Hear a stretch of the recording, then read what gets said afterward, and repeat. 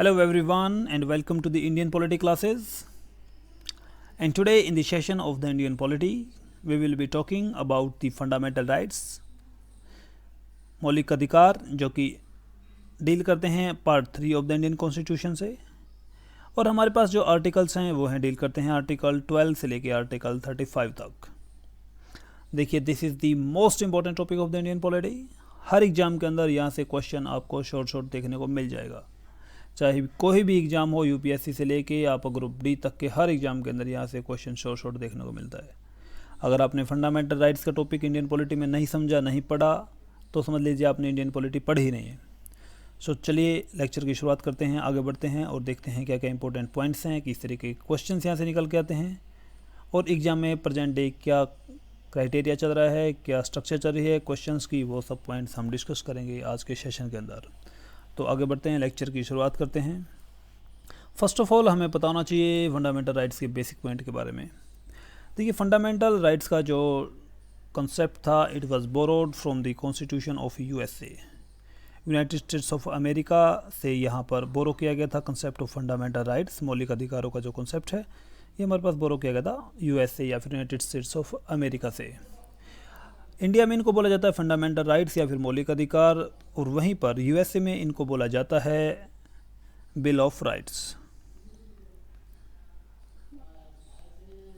Bill of rights exam में कई बार पूछ लेता है फंडामेंटल राइट्स को यूएसए के अंदर क्या बोला जाता है, तो यहाँ पर बोला जाता है bill of rights.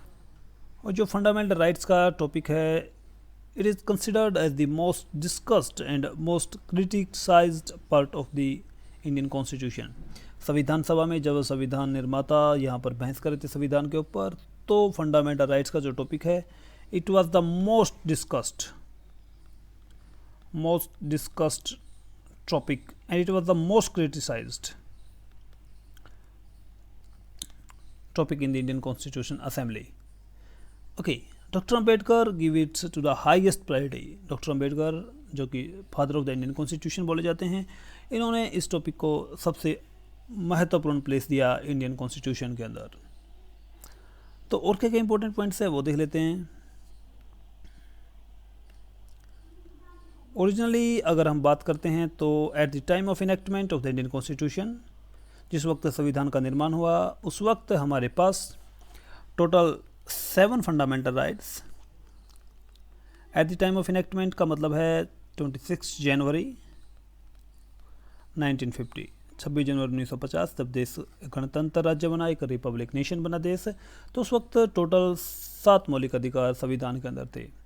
Letter on by the 44th constitutional amendment, 44वें संविधान संशोधन के द्वारा एक मौलिक अधिकार जिसको हम बोलते थे right to property,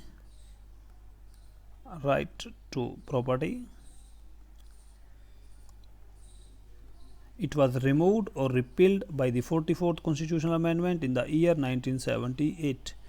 very important, exam के अंदर ये क्वेश्चन 1000 बार पूछा गया है कि राइट टू प्रॉपर्टी का जो मौलिक अधिकार था, ये कौन से एक संविधान संशोधन के द्वारा मौलिक अधिकारों से हटा दिया गया। तो इट वाज दी 44th या फिर 44वां संविधान संशोधन 1978। Okay, this is the very important topic. Fundamental rights की अगर हम बात करें तो these are not absolute. Absolute meaning, absolute का मतलब होता है कि दीज आर नॉट एप्लीकेबल और these are not available to the citizens in every condition. कहने का मतलब ये है कि जो फंडामेंटल राइट्स हैं, मौलिक अधिकार हैं, हर सिचुएशन में किसी भी नागरिक को अवेलेबल नहीं हो सकते। मीनिंग, अगर देश में इमरजेंसी है, यहाँ पर कुछ ऐसी सिचुएशन है जिसकी वजह से गवर्नमेंट को रेस्ट्रिक्शन लगानी पड़ रही है फंडामेंटल राइट्स को, then government can restrict the fundamental rights. आपको पता होगा संविधान के अंदर 3 तरह की इमरजेंसी का प्रोविज़न किया गया है, आर्टिकल 352, 356 एंड 360 के द्वारा। 352 को बोला जाता है नेशनल इमरजेंसी या फिर राष्ट्रीय आपातकाल। 356 को बोला जाता है प्रेसिडेंट रूल, इसको बोला जाता है फाइनेंशियल इमरजेंसी। प्रेसिडेंट रूल या फिर आप इसको कह सकते हैं state emergency. Okay, national emergency राष्ट्रीय स्तर पर अगर इमरजेंसी लगाई जाती है तो it is done under article 352, 356 and 360। Okay, these are the important points. So अब देख लेते हैं और क्या क्या इंपॉर्टेंट पॉइंट्स हैं। Right to equality, total 7 fundamental rights are present in Indian constitution, but जैसे हमने बात की एक कॉन्स्टिट्यूशनल अमेंडमेंट 44 कॉन्स्टिट्यूशनल अमेंडमेंट के द्वारा यहाँ पर राइट टू प्रॉपर्टी का जो अधिकार था, मौलिक अधिकार था, इसको रिपील कर दिया गया। नाउ 6 फंडामेंटल राइट्स देख लेते हैं कौन कौन से मौलिक अधिकार हैं। सबसे पहले हमारे पास राइट टू इक्वालिटी, जो कि आर्टिकल्स हमारे पास आर्टिकल 14 से लेकर आर्टिकल 18 तक। So right to equality article 14 to article 18। Okay, right to freedom यहाँ पर आर्टिकल हैं 19 to 22। Right against exploitation 23 and 24। Right to religion की बात की जाए तो इसको बोला जाता है 25 to 28। Right to cultural and educational 29 and 30। Right to property that was removed by the 44th constitutional amendment, it was present under article 331. okay, right to constitutional remedy is very very very important। Question आता है यहाँ से directly कि doctor Ambedkar ने निम्नलिखित में से किसको एक संविधान की आत्मा कहा है। तो राइट टू कॉन्स्टिट्यूशनल रेमेडीज को डॉक्टर अंबेडकर ने यहाँ पर बोला था the Saul of the Indian constitution. So article 32 क्या है कॉन्स्टिट्यूशनल रेमेडीज़, इसके बारे में भी हम बात करेंगे जब हम आर्टिकल 32 को पढ़ रहे होंगे। तो फिलहाल के लिए बात याद रखिए, right to equality, right to freedom, right against exploitation, right to religion, right to cultural education and right to constitutional remedies. तो टोटल 6 फंडामेंटल राइट्स। ओके, अगर आप देखिए इसको थोड़ा सा आप याद करना चाहते हैं तो आप इसको डायरेक्टली भी याद कर सकते हैं। आप लिखेंगे इसको EF ER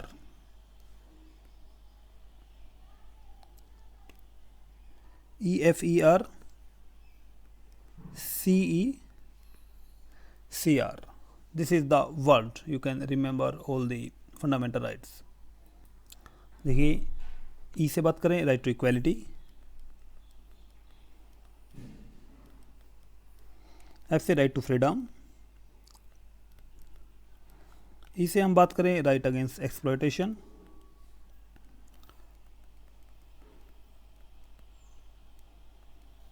आर से बात करें तो राइट ऑफ रिलीजन, सी का मतलब है cultural and educational rights।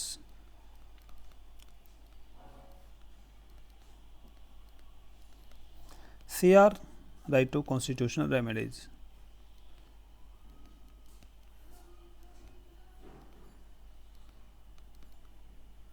Okay, EFERCECR आप इस वर्ड को याद रख लीजिए, सारे के सारे आपको फंडामेंटल राइट्स एक शब्द से याद हो जाएंगे। E stand for equality, F for freedom, E for exploitation, R for religion, CE cultural and educational rights, CR for constitutional remedies। Okay, so this is the word you can remember all the fundamental rights। Okay, so आप इस trick को please note कर लीजिएगा, इसको 3 से 4 बार 5 बार आप बोलेंगे तो आपको याद हो जाएंगे सभी के सभी फंडामेंटल राइट्स। एक्चुअली क्या है, एग्जाम के अंदर कई बार क्वेश्चन इसी में से निकाल के देता है कि निम्नलिखित में से कौन सा एक मौलिक अधिकार नहीं है। ओके, या फिर सीक्वेंस में आप इनको अरेंज कीजिए, ज़्यादातर क्वेश्चन यहीं से देखने को मिलता है। आर्टिकल दे देगा आपको कौन कौन से आर्टिकल हैं, 19 से 22 तक कौन सा आपका डील करता है, या फिर 23 से 24 कौन सा डील करता है। तो यहाँ से इस तरीके के क्वेश्चन देखने को मिलते हैं, जैसे मैच ऑफ द फॉलोइंग करके दे देगा आपको, एक बार इधर एक बार इधर। तो आप प्लीज़ इनको अच्छे से याद कीजिएगा। अगर आपको ये सीरीज भी याद होगी तो आप भी आप कर लेंगे। 14 से 18, 19, 22, 23, 24, 25, 28, 29, 30 और लास्ट में 32। तो प्लीज़ आप इस वर्ड को याद कर लेंगे तो सभी के सभी फंडामेंटल राइट्स आपको याद हो जाएंगे। ओके, सो और क्या क्या पॉइंट्स वो देख लेते हैं। सब fundamental rights are applicable to the Indian citizens only, meaning कुछ ऐसे मौलिक अधिकार हैं जिनको सिर्फ हम इंडियन सिटीजन या फिर भारतीय नागरिकों को ही दे सकते हैं। So article 15, article 16, article 19, 29 and 30, इनके अंदर जो भी फंडामेंटल राइट्स मेंशन किए गए हैं उन सभी अधिकारों को दिया जा सकता है to the only Indian citizens, not to the foreigners, not to the foreigners. Okay, विदेशी नागरिकों को यहाँ पर ये फंडामेंटल राइट्स नहीं दिए जा सकते। एग्जाम के अंदर बहुत बार पूछा गया है ये क्वेश्चन, तो आप प्लीज़ इसका नोट बनाइएगा। आर्टिकल 15, 16, 19, 29, 30। देखिए 15, 16, 19, 29, 30। ओके, जैसे आपको कंफर्टेबल लगे, इंग्लिश में याद करना चाहे आप इंग्लिश में कीजिए, हिंदी में याद करना चाहते हैं आप हिंदी में कीजिए। Okay, fundamental rights are justiciable, this is a very important point. यहाँ पे भी एग्जाम में क्वेश्चन पूछा जाता है। फंडामेंटल राइट्स आर जस्टिशिएबल का मतलब है in case of violation you can go to the high court और supreme court regarding the same. मतलब अगर आपके फंडामेंटल राइट्स या मौलिक अधिकारों का हनन होता है तो आप इसके खिलाफ में सुप्रीम कोर्ट या फिर हाई कोर्ट में जा सकते हैं और यहाँ पर रिट लगा सकते हैं इसके regarding. Okay, so this is the point, fundamental rights are justiciable. Okay, fundamental rights are not absolute. Absolute का मीनिंग हमने पहले ही बताया था, इसका मतलब ये है कि these are not applicable in every situation. मतलब कि अगर देश में वॉर की सिचुएशन है, यहाँ पर इंटरनल डिस्टर्बेंस है, तो इन दैट केस यहाँ पर state government central government can apply the emergency, और इस वक्त यहाँ पर हमारे कुछ मौलिक अधिकारों को सस्पेंड किया जा सकता है। Okay, during emergency article 20 and article 21 can not be suspended. Very very important, exam के अंदर बहुत बार पूछा गया है। Article 20 and 21 can not be suspended during the emergency. Okay, okay, so next point, article 19 can be suspended only when emergency is declared on the ground of war or external aggression and not on the ground of armed rebellion. Please make a note of this point. Next one, देखिए हमने पहला section बात की थी right to equality, जो कि article seal करते हैं आर्टिकल 14 से लेके आर्टिकल 18 तक। तो सबसे पहले हम राइट टू इक्वालिटी को ही डिस्कस करेंगे, आर्टिकल 14 से लेके 18 तक। देखिए हमने बात की थी कि आर्टिकल्स जो डील करते हैं हमारे पास है इंडियन पॉलिटी के फंडामेंटल राइट से, वो थे हमारे पास आर्टिकल 12 से article 35।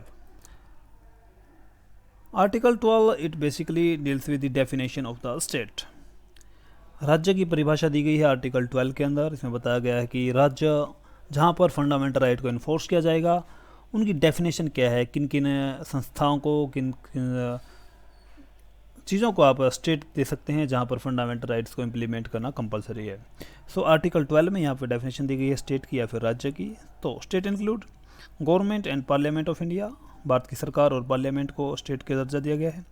Government and state legislature, all local authorities, municipalities, Panchayati Raj, district board इत्यादि, other statutory and non statutory authority, LIC, ONGC etcetera. Okay, so in fact state की परिभाषा है यहाँ पर जो भी कोई संस्था है इंडिया के अंदर, जहाँ पर इंडियन टेरिटरी के अंदर कोई भी संस्था है, तो उसके अंदर जो भी कर्मचारी काम कर रहे होंगे या फिर जो भी बंदा वहाँ पे रह रहा होगा, उन सब के ऊपर फंडामेंटल राइट्स एप्लीकेबल हैं। ओके, आप अगर छोटी सी भी कोई संस्था बना लेते हैं तो उसको भी स्टेट का दर्जा दिया जा सकता है। Okay, so this is the definition of the state. Okay, the action of the state can be challenged in the court as the violation of the fundamental rights. Okay, किसी भी संस्था में आप काम कर रहे हैं, अगर वहाँ पर आपके फंडामेंटल राइट्स का या मौलिक अधिकारों का हनन हो रहा है तो in that case you can go to the high court और supreme court. Okay, this is the point. Now article 13। Article 13 बात करता है all the law that are inconsistent with और in derogation of any of the fundamental rights should be void. Meaning अगर कोई ऐसा कानून है या फिर ऐसा लॉ है जो कि फंडामेंटल राइट्स के को हनन करता है या फिर उनको वॉइड करता है, तो in that case that law should be void. तो ऐसे लॉ को यहाँ पर ख़त्म करना चाहिए या फिर उसको अवैध घोषित किया जाना चाहिए। This article provide for the doctrine of judicial review. Judicial review meaning आप इन दैट केस अगर आपको ऐसा आपका कोई लॉ या फिर कोई ऐसा कानून है जो कि जिसकी वजह से आपके फंडामेंटल राइट्स का हनन हो रहा है, तो in that case you can go to the supreme court और high court. This is called the doctrine of the judicial review. This power is confirm to the supreme court under article 32। Okay, high court की अगर बात की जाए article 226। Meaning इसका मतलब क्या है, देखिए अगर आपके संविधान आपके फंडामेंटल राइट्स का हनन हो रहा है तो इन दैट केस आर्टिकल 32 के जरिए आप सुप्रीम कोर्ट में इसके खिलाफ रेट लगा सकते हैं, और इसी के संदर्भ में अगर आप रेट लगाना चाहते हैं हाई कोर्ट में तो आपको पावर प्रोवाइड करता है आर्टिकल 226। ओके, आर्टिकल 226 इसके जरिए आप यहाँ पर रेट लगा सकते हैं हाई कोर्ट या सुप्रीम कोर्ट में। Okay, This is the point. Okay, so Article 13 provides the doctrine of judicial review that is somehow connected with the Article 32. Okay, so you can go to the High Court or Supreme Court regarding the violation of the fundamental rights. Okay, so next. अब देखिए, अब बात कर लेते हैं article 14 से लेके article 18 तक, जो कि हमारे पास डील करता है articles, yes, right to equality, right to equality या फिर समता का अधिकार। देखिए, आर्टिकल 14 से आर्टिकल 18 तक ये एक फंडामेंटल राइट है, मीनिंग आर्टिकल 14 से लेकर 18, 14, 15, 16, 17, 18 ये सब आर्टिकल्स मिलके एक फंडामेंटल राइट को कॉन्स्टिट्यूट करते हैं, जिसको बोला जाएगा राइट टू इक्वलिटी या फिर समता का अधिकार। ओके, सो देख लेते हैं आर्टिकल 14 को। Article 14 says equality before law and equal protection of the law. Equality before law और equal protection of the law, what does it mean? Equality before the law, इसका मीनिंग है rule of law, rule of the law. Rule of the law का जो concept है, actually it is borrowed from the UK या फिर United kingdom, इसके संविधान से बोरो किया गया है। Okay, equality before the law का मीनिंग क्या है? It's mean absence of any special privilege in favour of any person, meaning कोई व्यक्ति है, उसको आप स्पेशल प्रिविलेज प्रोवाइड नहीं कर सकते। All the citizens of India are equal before the law. Okay, so आप इसको लिख सकते हैं, इक्वलिटी बिफोर लॉ का मीनिंग है absence of any special privilege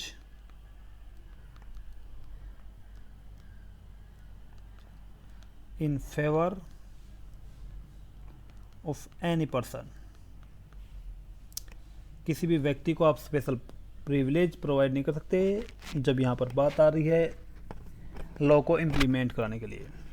कानून के समक्ष सब एक समान है, this is the meaning of the equality before law. और ये कंसेप्ट बोरो किया गया है यूनाइटेड किंगडम के संविधान से। Okay, so equality before law and equal protection of law का मीनिंग क्या है? इक्वल प्रोटेक्शन ऑफ लॉ का मीनिंग है, आप इसका प्लीज़ नोट बना लीजिएगा, देखिए बहुत इंपॉर्टेंट चीज़ है ये। इक्वल प्रोटेक्शन ऑफ लॉ का मीनिंग आप लिख सकते हैं equality of treatment under equal circumstances.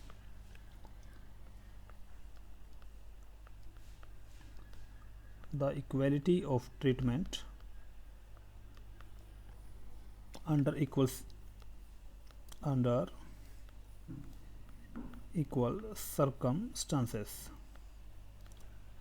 Meaning मतलब देखिए, हम सिंपल भाषा में बात करें तो इसका मतलब है एक जैसी कंडीशंस। मान लीजिए कोई दो व्यक्ति हैं, एक अमीर है एक गरीब है, उनके ऊपर सेम सर्कमस्टांसेस के अंदर दोनों ने कोई क्राइम कर दिया है या फिर लगा लीजिए कोई उनके खिलाफ कोई लॉ इन्फोर्स करना है, तो इन दैट केस उनको इक्वल ट्रीटमेंट दिया जाएगा, मीनिंग उनके साथ जो भी कानूनी कार्रवाई है वो एक जैसी ही की जाएगी, ना कि ये देखकर कि कोई अमीर है या फिर कोई गरीब है या फिर वो किसी धर्म जाति विशेष से संबंध रखता है। तो in that case equal protection of the law, meaning equal treatment in equal circumstances, no discrimination under equal circumstances. एक जैसी सिचुएशंस के अंदर किसी भी व्यक्ति के साथ यहाँ पे डिस्क्रिमिनेशन नहीं किया जाएगा। This is the basic meaning of equal protection of law. So article 14 deals with equality before law and equal protection of the law. Okay, rule of law हमने समझा, यूनाइटेड किंगडम से बोरो किया गया है। इक्वलिटी बिफोर लॉ का meaning भी हमने समझा और साथ के साथ समझा कि इक्वलिटी ऑफ ट्रीटमेंट या फिर इक्वल प्रोटेक्शन ऑफ लॉ का मीनिंग क्या है। ओके, सो प्लीज़ देखिए, ये इंपॉर्टेंट आर्टिकल्स हैं, आप इनके नोट्स बनाइएगा। इसके बावजूद भी अगर आपका कोई डाउट रह जाता है तो प्लीज़ आप कमेंट करके बताइएगा, हम उसको ज़रूर सोल्व करेंगे। ओके, सो आर्टिकल 14 के बाद आर्टिकल 15 या फिर article 15। Article 15 prohibition of discrimination on the ground of religion, race, sex, place of birth, meaning किसी भी व्यक्ति के साथ यहाँ पर डिस्क्रिमिनेशन या फिर भेदभाव नहीं किया जा सकता on the ground of religion, कि वो किसी धर्म विशेष से संबंध रखता है, रेस और सेक्स, मतलब किसी भी व्यक्ति, इंडिया का जो भी सिटीजन है, उसके साथ किसी भी मामले में डिस्क्रिमिनेशन नहीं किया जा सकता, कि वो किसी धर्म विशेष से संबंध रखते हैं, कि कोई हिंदू है, कोई मुस्लिम है, या फिर कोई क्रिश्चियन है, या कोई सिख है। तो सभी धर्मों के लोग इंडिया में एक समान है। रेस किसी जाति से संबंध रखता है, किसी जनजाति से संबंध रखता है, meaning every one is equal before the law. Sex या फिर किसी जाति, महिला है, पुरुष है, या फिर ट्रांसजेंडर भी है, तो इन दैट केस उनके साथ डिस्क्रिमिनेशन नहीं किया जा सकता। अगर कोई डिस्क्रिमिनेशन करता है तो इसके खिलाफ में आप कार्रवाई कर सकते हैं सुप्रीम कोर्ट या हाई कोर्ट में। ओके, लेकिन आर्टिकल 15 के भी यहाँ पर कुछ एक्सेप्शंस हैं, एक्सेप्शन देख लेते हैं। Special provisions for children and women's, महिलाओं और बच्चों के लिए स्पेशल प्रोविजंस हो सकते हैं, क्योंकि देखिए बच्चे, स्पेशल प्रोविज़न करना ज़रूरी है बच्चों के लिए, क्योंकि बच्चे होते हैं, उनको ज़्यादा जानकारी नहीं होती समाज के, देश के बारे में। वुमेंस की सिचुएशन भी हमने पता है कि सदियों से यहाँ पर गुलामी की जंजीरों में जकड़ी रही थी महिलाएं, और it was later on after independence, जहाँ पर महिलाओं को काफ़ी स्वतंत्रता मिली, यहाँ पर पढ़ाई लिखाई का अधिकार मिला। ओके, तो state can provide special provision for children and women's, यहाँ पर महिला और बच्चों के लिए स्टेट स्पेशल प्रोविजन प्रोवाइड कर सकती है। Socially and economically backward section of the society, जो सामाजिक रूप से पिछड़े हैं या फिर इकोनॉमी या मतलब कि आर्थिक रूप से पिछड़े हैं, सरकार उनके लिए भी स्पेशल प्रोविज़न बना सकती है। Special provision meaning in the shape of you can say reservation, या फिर आप कह सकते हैं यहाँ पर कुछ उनके लिए स्कीम्स वगैरह भी लगा सकती है जो कि स्पेशल उन लोगों के लिए हों। ओके, शेड्यूल्ड ट्राइब और शेड्यूल्ड कास्ट के लिए भी यहाँ पर स्पेशल प्रोविज़न किए जा सकते हैं, क्योंकि ये आपको पता है लोग से शेड्यूल ट्राइब, शेड्यूल कास्ट के ये लोग सदियों से, लगभग 5000 वर्षों से लगभग यहाँ पर जंजीरों में, गुलामी की जंजीरों में जकड़े हुए थे। लोगों ने यहाँ पर काफ़ी इनका शोषण हुआ था काफ़ी लंबे समय से। तो उन सब चीज़ों को देखते हुए इनको भी समाज की मुख्य धारा में जोड़ने के लिए यहाँ पर सरकार इनके लिए कर सकती है special provisions. Okay, this is the exception under article 15। Okay, article 15 हमने देख लिया, डिस्क्रिमिनेशन नहीं किया जा सकता रिलीजन, रेस, सेक्स के बेस पर। ओके, तो मतलब कहने का ये है कि सरकार किसी भी रिलीजन को, किसी भी रेस को, किसी भी सेक्स को प्रायोरिटी नहीं दे सकती। किसी भी रिलीजन को, किसी भी रेस को और किसी भी सेक्स के को यहाँ पर आप प्रायोरिटी नहीं दे सकते। Okay, everyone is equal before the constitution और equal before the law. Okay, now article 16, very very important. Article 16 provide for equality of opportunity in the matter of public employment. Public employment mean सरकारी सेवाओं में, सरकारी सेवाओं मतलब इस government jobs के अंदर यहाँ पर इक्वलिटी ऑफ अपॉर्चुनिटी दी जाएगी। मीनिंग आर्टिकल 16 की अगर हम क्लोज 4 की अगर बात करें तो आर्टिकल 16 क्लोज 4 बोलता है, it empowers the state to make the special provisions for the reservation of appointment or post in favor of any backward class of citizen which in the opinion of the state are not adequately represented in the service of the states. Okay, मतलब अगर किसी राज्य को लगता है कि उनकी कोई स्पेशल क्लास है, स्पेशल बैकवर्ड क्लास है, उसको प्रॉपर रिप्रेजेंटेशन नहीं है गवर्नमेंट जॉब्स के अंदर, गवर्नमेंट सर्विसेज के अंदर, तो in that case state can provide for the concept of reservation. Okay, अगर सरकार को लगता है कि उसकी कुछ स्पेशल क्लासेस हैं, स्पेशल कास्ट है जिनका एडिक्वेट रिप्रेजेंटेशन नहीं है जॉब्स के अंदर, तो इन दैट केस यहाँ पर इक्वलिटी को मेंटेन रखने के लिए कंसेप्ट प्रोवाइड किया गया है रिजर्वेशन का, जिसके ज़रिए आप यहाँ पर रिजर्वेशन प्रोवाइड कर सकते हैं, जिसके तहत कुछ सीट हैं, स्पेशल सीट हैं, वो स्पेशल कैटेगरी या फिर स्पेशल कॉस्ट के लिए आप यहाँ पर रिजर्व कर सकते हैं। Okay, this is the basic meaning of the article 16। Okay, article 16 देखिए रिजर्वेशन का जो मामला है काफ़ी क्रिटिसाइज्ड है, काफ़ी डिस्कस्ड है। So I think this is partially good. Meaning reservation का जो बेनिफिट है जहाँ तक पहुँचना चाहिए लोगों को वहाँ तक नहीं पहुँच पा रहा है, मुझे प्रेजेंट डे में यही लगता है। मतलब क्या है, अब देखिए मान लो किसी शख्स को शेड्यूल्ड कास्ट है या फिर ओबीसी है, ओके, या फिर एसटी का ही कोई बंदा है, ओके, इनको कहीं ना कहीं जॉब मिल गई ए ग्रेड के अंदर, बी ग्रेड के अंदर या फिर सी ग्रेड के अंदर। तो इन लोगों को जानकारी होगी, पैसे रूप से भी ये काफ़ी सक्षम हो जाते हैं, इसके बावजूद भी continue they are taking the advantage of reservation. समाज के जिन लोगों को जो कि काफ़ी पिछड़े लोग हैं, वहाँ तक आरक्षण की या फिर रिजर्वेशन की जो बेनिफिट है वो नहीं पहुँच पाता। समाज के कुछ ऊपर के स्तर के लोगों तक ही यहाँ पर रिजर्वेशन पहुँच पाता है। ओके, सो मुझे लगता है यहाँ पर कहीं ना कहीं क्रीमी लेयर का कॉन्सेप्ट को अप्लाई करना चाहिए गवर्नमेंट को, जिसके ज़रिए जो है रिजर्वेशन ताकि हर लोग तक, समाज के निम्न स्तर के लोगों तक पहुँच सके। ओके, आपके क्या विचार हैं, प्लीज़ वो कमेंट करके बताइएगा। So this time article 16 it basically deals with equality of opportunity in the matter of public employment. Okay, now article 16, article 17, article 17 abolition of untouchability and prohibition of its practice. Untouchability आप कह सकते हैं छुआछात। देखिए, प्राचीन समय में आपको पता है with the increase of propaganda, धार्मिक प्रोपेगेंडा थे, जो धार्मिक कर्मकांड थे, आपको पता है उत्तर वैदिक काल, लेटर वैदिक पीरियड में,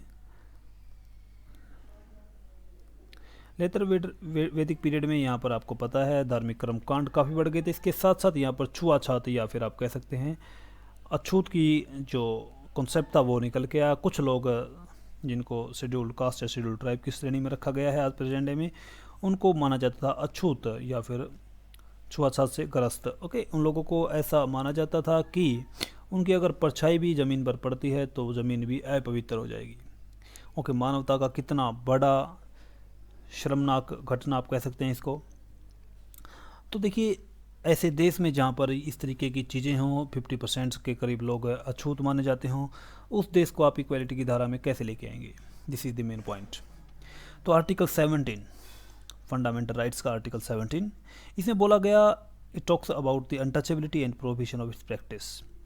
छुआछात का समापन, सब लोग इक्वल हैं, छुआछात की जैसी कोई व्यवस्था नहीं रहेगी इंडिया के अंदर, और प्रोहिबिशन इज प्रैक्टिस, और इसकी प्रैक्टिस है या उसको कोई मानना है, इसकी पालना करता है तो उसके खिलाफ भी यहाँ पर बंदी लगाई गई अंडर द आर्टिकल 17। इसका जो बेसिक प्रैक्टिस था, it to promote the equality, meaning every citizen of India whether it's of any caste, religion, sex, every one is equal.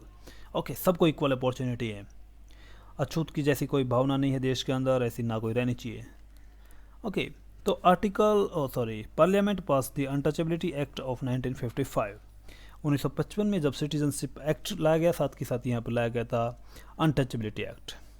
So in the year 1976 this act was renamed as the civil right act of 1955। Very very important, exam के अंदर कई बार पूछा गया है। Okay, civil right act of 1955 was named as the Civil Rights Act in the 1976. Okay, later it was called the Untouchability Act of 1955. Okay, this is the point. So exam के अंदर question directly पूछता है कि छुआछात का समाप्त, छुआछात का अंत निम्नलिखित में से किस एक आर्टिकल या अनुच्छेद के द्वारा किया जाता है? तो article 17। Very very very important, exam के अंदर हजारों बार पूछा गया है। ओके, तो अबॉलिशन ऑफ अनटचेबिलिटी और provision of practice, article 17 of the Indian constitution. Alright, now article 18। Article 18 की बात करें, it talks about the abolition of the titles.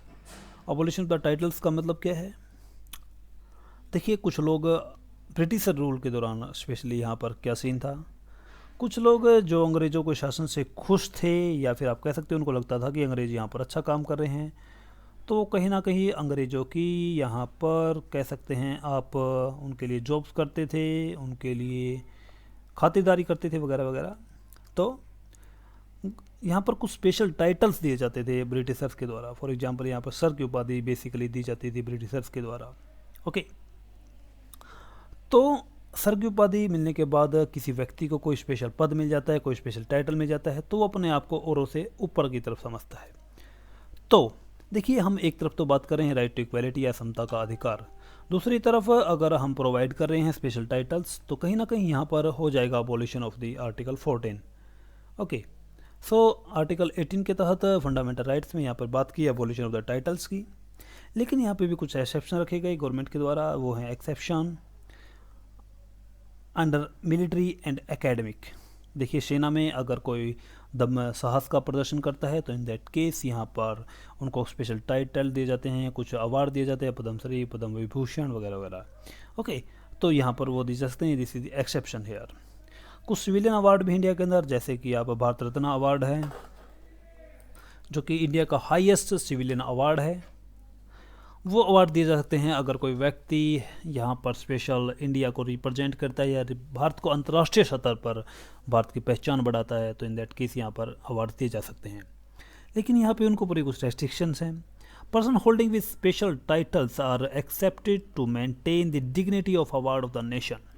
मतलब जिस व्यक्ति के पास ऐसे अवार्ड हैं, मिलिट्री या एकेडमिक के या फिर सिविलियन अवार्ड हैं, उनसे एक्सेप्ट किया जाता है कि वो इंडिया की और उस अवार्ड की उसकी डिग्निटी को बना के रखें, नेशन की डिग्निटी को बना के रखें। मतलब कोई भी वैसी हरकत ना करें जिससे उस अवार्ड की जो डिग्निटी है उसके ऊपर ठेस पहुँचे, राष्ट्र की डिग्निटी के ऊपर ठेस पहुँचे, लोगों की भावनाओं को ठेस पहुँचे। ओके, अगर कोई व्यक्ति ऐसा कर भी जाता है तो that may lead to the abolition of the title. तो इन दैट केस उसके टाइटल को अबॉलिश किया जा सकता है। Okay, government can abolish the title. Okay, so Article 18 abolition of the titles except military and academic and civilian awards. Okay, देखिए military और academic civilian award हैं, इसके ऊपर हमने स्टैटिक जीके में एक बहुत ही प्यारा लेक्चर बनाया हुआ है। अगर आपने नहीं देखा तो प्लीज़ आप कमेंट सेक्शन में प्लेलिस्ट में जाके उसको देख सकते हैं। इसके लिए लिंक मैं डिस्क्रिप्शन में भी दे दूँगा, आप वहाँ भी देख सकते हैं। वहाँ से भी कई बार एग्जाम के अंदर क्वेश्चन देखने को मिल जाता है। ओके, सो हमने बात की आर्टिकल 12 टू आर्टिकल 18 तक, जिसमें से आर्टिकल 14 से आर्टिकल 18 ये हमारे पास डील करता था राइट टू इक्वलिटी। ओके, देखिए फंडामेंटल राइट्स का जो टॉपिक है ये काफ़ी लेंथी टॉपिक है, तो इसमें हम एक एक फंडामेंटल राइट को अलग अलग सेक्शन में पढ़ेंगे, अलग अलग वीडियोज़ के अंदर डिस्कस करेंगे। अगर हम नेक्स्ट भी आर्टिकल बनाएंगे तो वीडियो काफ़ी लंबी हो जाएगी, आपके लिए भी काफ़ी बोरिंग हो सकता है। तो आज के लिए सिर्फ इतना ही। देखिए आज के सेशन में अगर आपका कोई डाउट है, कोई शंका है, तो प्लीज़ आप कमेंट करके बताइएगा, और वीडियो को अपने दोस्तों के साथ, अपने भाई बहनों के साथ भी शेयर कीजिए ताकि उनको भी नॉलेज मिल सके। Okay, so thanks for watching and keep learning. सीखते रहेगा प्लीज़।